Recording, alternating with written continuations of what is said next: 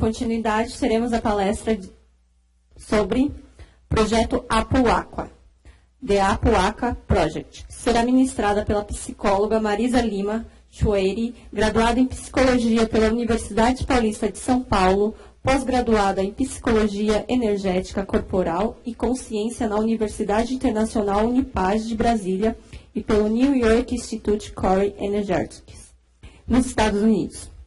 Possui especializações em clínica hospitalar pela Unifesp e regressão de memória e hipnose pela Sociedade Brasileira de Psicanálise.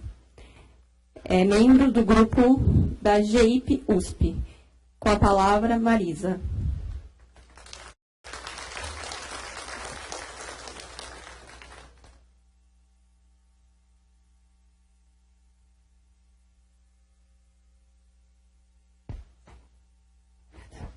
Boa tarde a todos.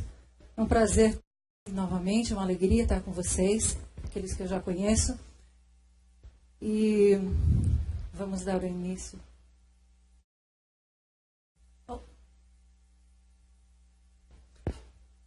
Dessa vez eu vou apresentar para vocês um projeto de pesquisa que começamos a realizar agora em outubro de 2016. Esse projeto chama-se Apuaqua.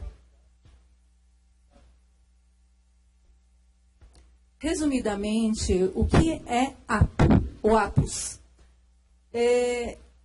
Na época Inca e pré-Inca, eles diziam serem divindades protetoras, deuses das montanhas. E Huaca, um local sagrado onde eles faziam rituais e cerimônias. Então, são as montanhas, onde tem os deuses e onde eles fazem seus rituais. Como esse projeto começou? Como já foi dito aqui, José Senergué, e eu quero agradecer, porque ele deve estar nos assistindo nesse momento, colaborou com esse projeto também, em algumas informações.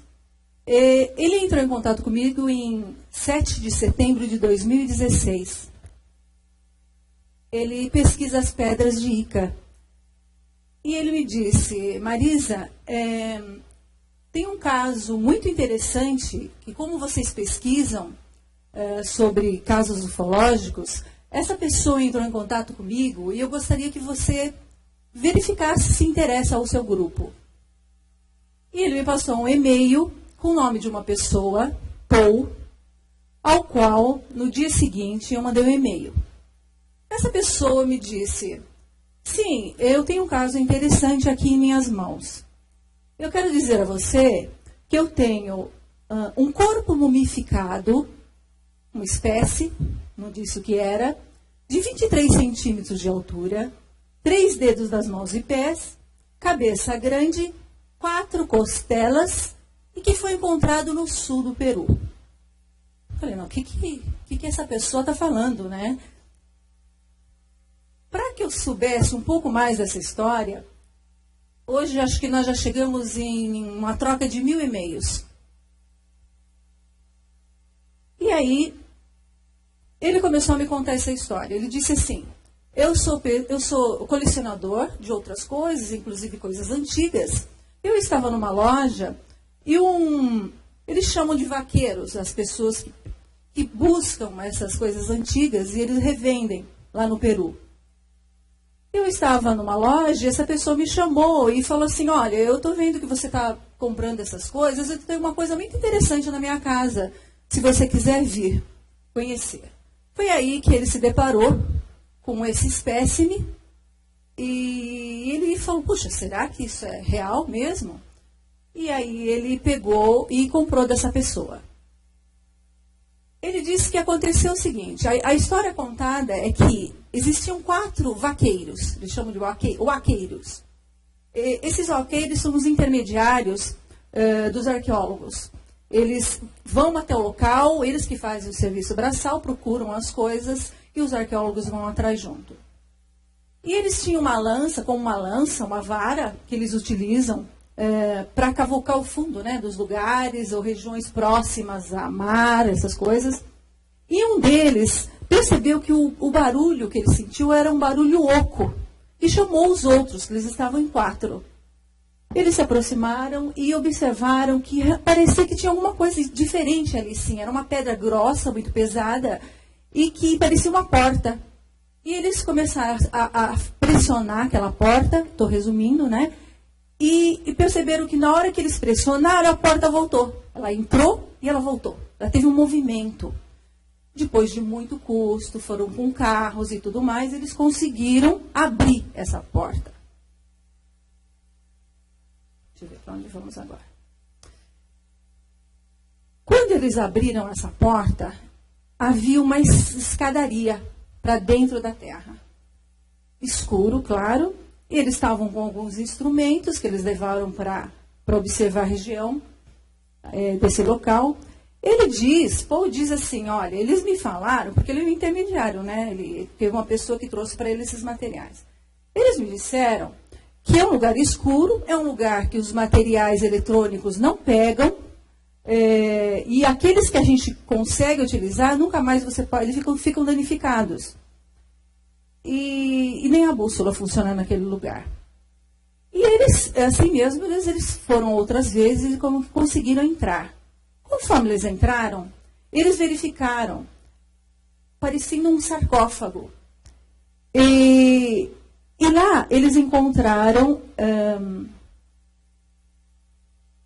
eles encontraram vários materiais, que eu vou dizer a vocês com o passar agora do tempo. A maioria das fotos são originais, tá? E eu vou dizer para vocês aqui que tem coisas que eu vou apresentar que vocês jamais viram. Essa é uma foto original? Ah, mas como uma foto foi tirada? Eles disseram que eles conseguiram com a máquina tirar apenas 4 fotos. Depois não conseguiram tirar mais nada. Isso foi o que foi dito. Esse é o primeiro sarcófago. Como é lá dentro? Tem pedras pesadas, tá vendo? Aquele do lado direito é um sarcófago, onde eles conseguiram levantar e tirar objetos lá de dentro.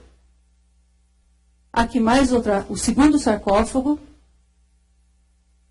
Elas estão um pouco embaçadas assim, porque eu ampliei. E aqui a parte interna, onde existem blocos gigantes e menores. Aqui também vocês podem ver os muros, porque existem assim, eles entraram, existem salas, existem paredes, existem sarcófagos, né? Parece uma tumba, não sei o que seria isso. E cada vez mais eles foram adentrando e foram encontrando vários objetos. Só que não ficou só nos objetos, né? Quando um deles foi verificar esses objetos, ele disse que ele viu um ser vivo lá dentro. E esse ser, essa é uma ilustração, tá? A única das fotos, eu acho que é uma ilustração. Ele viu um ser azul. Esse ser azul lançou uma luz no seu olhar. Eu não sei o que pode ter acontecido, não sei qual deles foi que foi lançada essa luz. Eu só sei que de 4 vaqueiros, 2 estão mortos, 1 está sumido. E o único que se encontra é Mário, pseudônimo, porque ele não diz o nome verdadeiro, não é para dizer o nome verdadeiro, que é a pessoa que está trazendo todo esse material. Alguns materiais com Paul, outros foram vendidos para outras pessoas que se interessam por isso. E aí Paul começou a me mandar algumas fotos do que ele tinha lá. Esse aqui é o lado esquerdo, ali uma ilustração, do lado da frente, atrás, né? É um ser, uma espécime, parecido muito com um grey, ao qual, aqui vocês veem melhor, ele está mumificado. E ele está com uma camada de gesso. Não sei se estão vendo aí. Na região existe esse gesso. E o que acontece? O Paul começou a achar, puxa, o que é isso? E ele começou a analisar com o ser humano. Se era parecido, parecia meio humanoide. O que é isso? Tem costela, olho, boca, braços, membros, 3 dedos na mão, 3 dedos no pé. E não ficou só nisso. Aí ele me passou, aí vocês podem ver os links se vocês quiserem ver no YouTube, tem muitas informações. ele disse que chegou a ele também esses crânios que estão com esse invólucro de gesso, parece um gesso, para proteção da mumificação.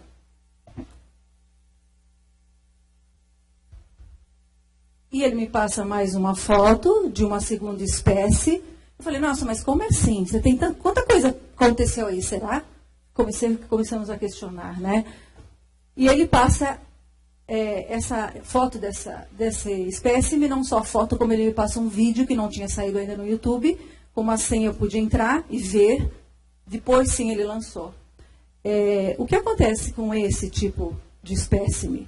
Vocês estão vendo ao lado de baixo dele, aqui, né, onde está o pescoço, tem a parte interna que é osso, e supostamente parece que tem restos de sangue nessa região.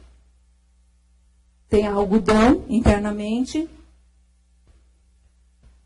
E depois de muito que nós conversamos, ele disse, venha para cá, eu quero mostrar, eu busco vocês, o pessoal da sua equipe, venha cá no aeroporto, em Cusco, né? Eu estou por aqui. E nós falamos, poxa, será, né? Bom, ficamos intrigados com tudo isso. Ele foi me mostrando mais isso. Olha, tem mãos gigantes na região. Tem essas mãos. Interessante, mas metade? Falei, será que arrancaram essas mãos? Cortaram? Ele falou, tem tanta coisa lá. Tem crânios que vieram só os crânios. Tem peças que tem só as mãos. E tem outras que temos que cortar para retirar. É o que ele disse que os vaqueiros estavam trazendo. Essa é uma outra mão de 36 centímetros, com osso, com unhas, mumificada. Mas essa outra, muito interessante, que não são só as mãos gigantes. Ela tem ali restos de pele em conservação, tem anéis de metal que não se sabe ainda o que seja isso, no primeiro, no segundo, no terceiro dedo, e aqui nessa região. Não se sabe que metal é esse. Aqui dá para ver um pouco melhor.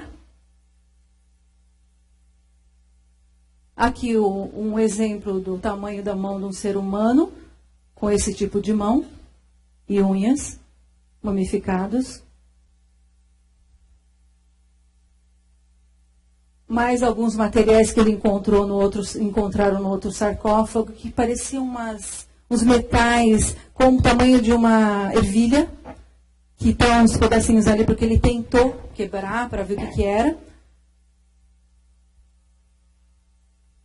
E com tudo isso, o Paul ficou muito intrigado e queria mostrar para a humanidade. E lá em Cusco, no jornal matutino, foi publicado essas informações, e ao mesmo tempo ele deu uma entrevista para a rede local, só que assim, sempre ele evitando de aparecer quem ele era. Então ele sempre está de boné, ele está de óculos escuros, porque ele diz que ele quer preservar esse seu amigo Mário, porque chegando até ele, pode ser que consigam chegar até o seu amigo.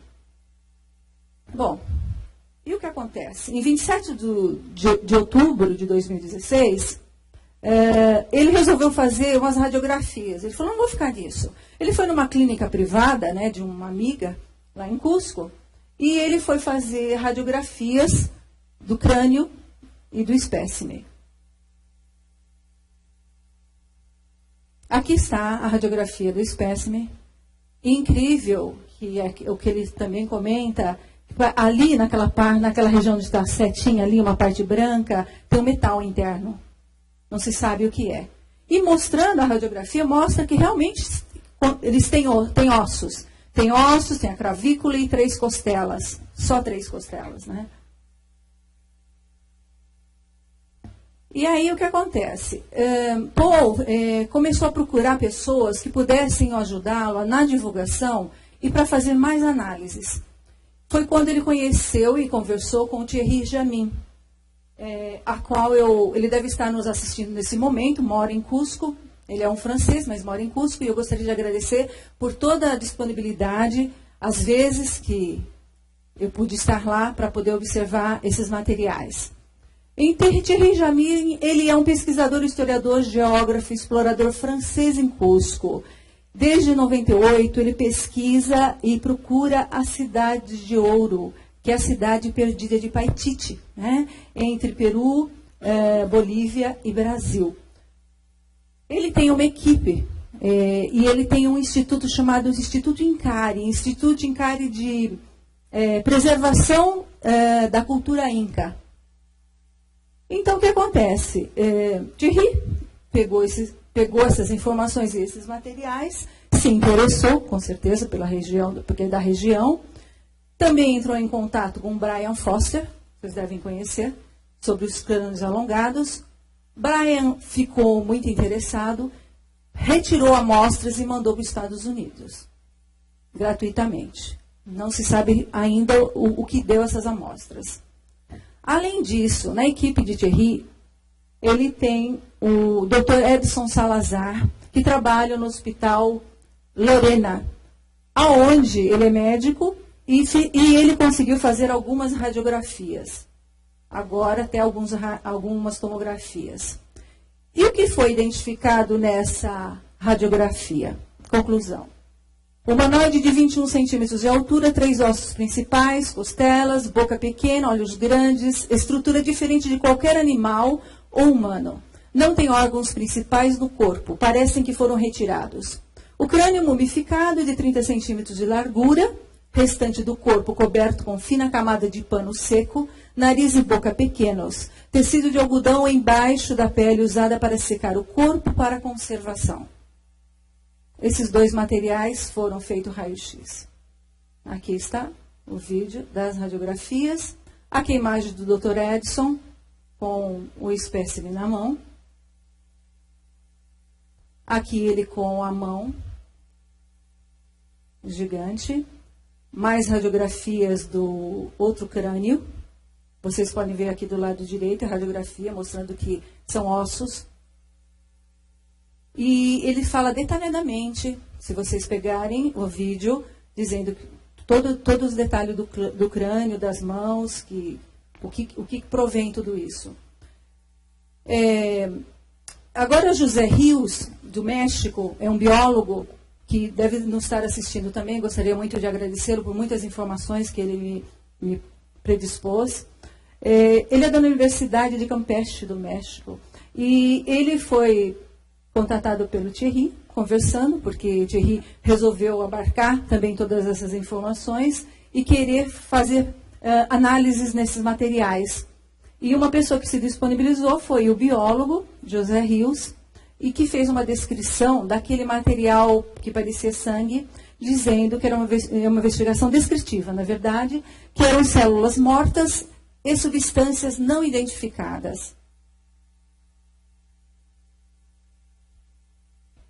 Aqui está José Rios.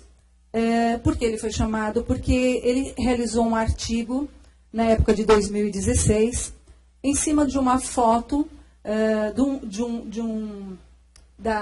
que foi retirado de Hilda Blair Hay, na época de 1947, em Roosevelt, Novo México. Esse espécime está no Museu de Mesa Verde. E através dessa foto ele começou a fazer análise minuciosa do que seria isso. Inclusive, esse artigo que ele fez, ele me disponibilizou tudo antes de ser lançado agora seu livro. Ele deu muitas informações para mim. E ele diz assim, a conclusão era um réptil humanoide inteligente de 1,20 de altura, sem mamilos e uma perna amputada. Eu vou mais para frente para continuar. Aqui também ele fez outra análise, uma avaliação que existem falanges nas mãos gigantes e metacárpios, inclusive materiais metálicos. Thierry informou que ia ser feito algumas pesquisas em Lima, que precisava de laboratórios que se interessassem por DNA e carbono 14, mas que também ia ser feito na Califórnia em janeiro. Brian Foster, análises gratuitas nos laboratórios, e Paul, mais entrevistas feitas na Itália. Inclusive, ele foi visitado pelos japoneses e também dinamarqueses. E também Thierry disse que algumas análises iriam ser feitas aqui no Brasil. eu pus essa imagem porque, claro, resolvemos ir para Cusco depois de todas essas informações. Não poderia deixar de conhecer Machu Picchu, né? E nós fomos lá de 11 a 18 de fevereiro. Eu, o Dr. Júlio e a Fernanda. Aqui estamos nós, conhecendo a região toda. Opa, aqui bem importante trazer. Aqui o Rio Urubamba, Morai, pela civilização Inca, né? E aqui estamos nós, Dr. Júlio, eu, Fernanda filmando, fotografando, com a espécime na mão, né? A mão gigante. Aqui, com o suposto ET, né? Não podemos chamar assim, não sabemos o que é ainda, mas tem muita característica. Essas são fotos nossas. E aí conhecemos também, pessoalmente, Thierry Jamin, e fizemos uma entrevista com ele, que confirmou toda essa história contada por Paul.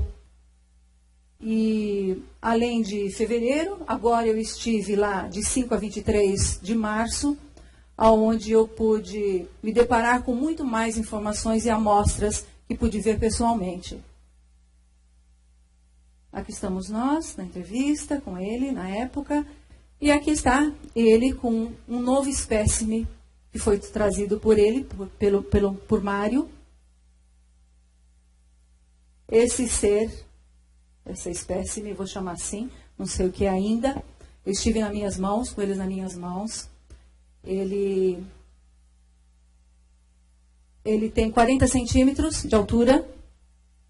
Estava no segundo sarcófago. E aqui já foi realizado raio-x dele. Ele tem 13 costelas. É incrível. Parece um réptil, uma cabeça de réptil, de peixe. As mãos estão ao contrário, 3 dedos na mão, 3 dedos no pé. Aqui, dá para vocês verem a mão melhor, com metal mumificado. Todos estão mumificados. Este aqui também tive em mãos. São 2 crânios. Só que eles não estão mais assim, eles estão limpos, sem essa camada de gesso. São pequenos, assim, leves. Tem algo dentro, eles dizem que o crânio está lá dentro, está diminuído, mas ele está lá dentro.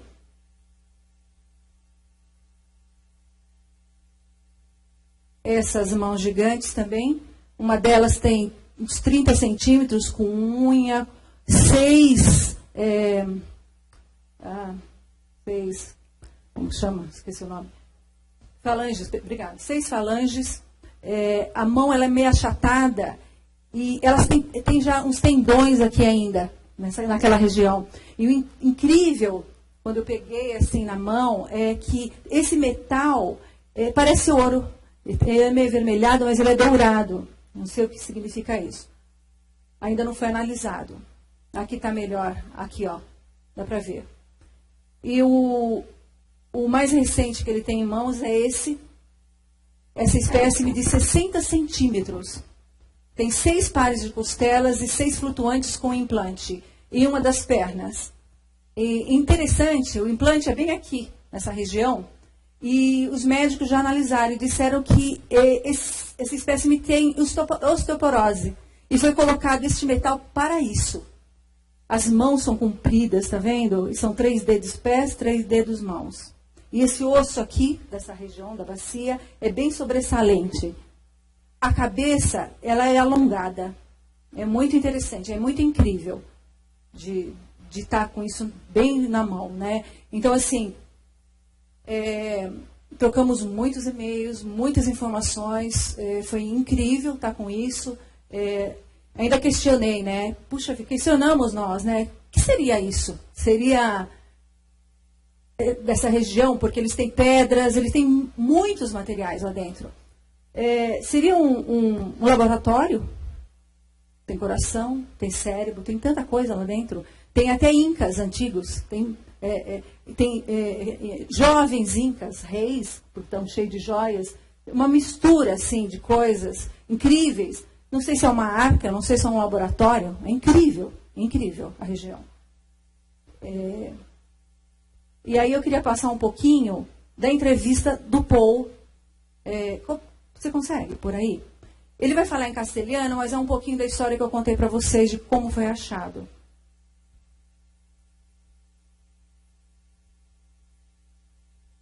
No lo hice yo, lo hicieron dos amigos que estaban caminando por la zona del Perú, la zona desértica, en la parte de Nazca.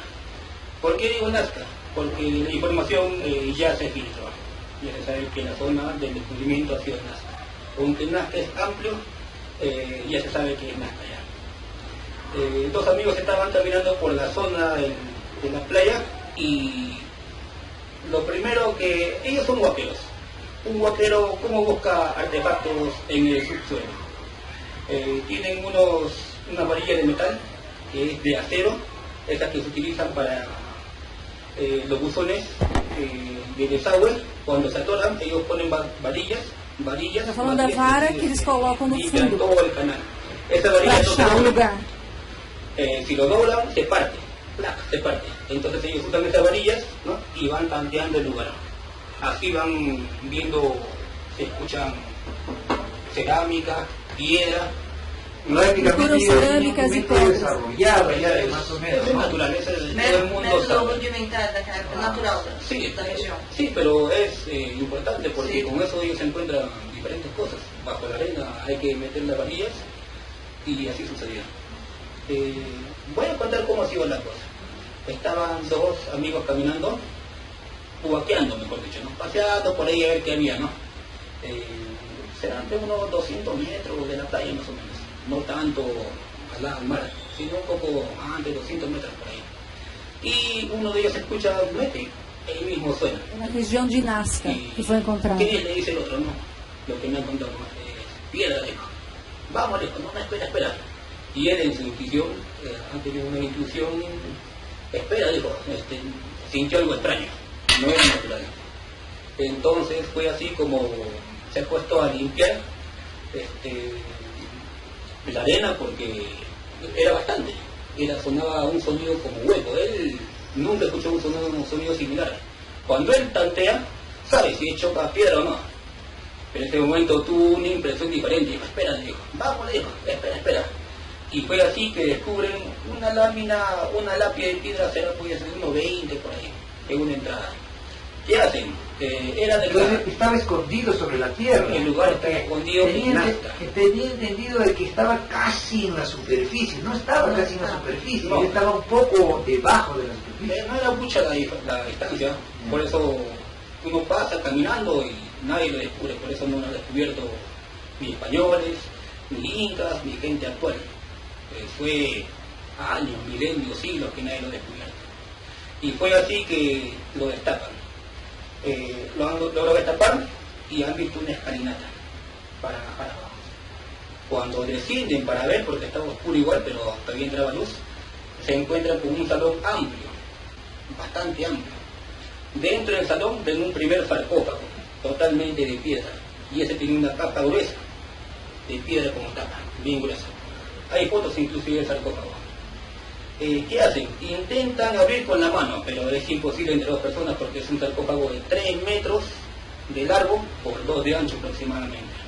O sea, es un sarcófago bien grande. ¿Y qué hacen? Eso fue más o menos aproximadamente en el 2015. 2015, 2016. Então, foi descoberta essas coisas em 2015, pelo que ele está dizendo ali. E aí ele entrou em contato comigo em setembro de 2016. Logo em seguida com o Thierry, e assim foi. Então, assim, muitos países já estão sabendo, muitos locais estão tentando fazer análises, inclusive México, Canadá, Estados Unidos e outros países aí. Então é isso. Eu passei só um pouquinho, porque vamos respeitar o tempo aqui. E temos muita informação aí. Muito obrigada pela presença.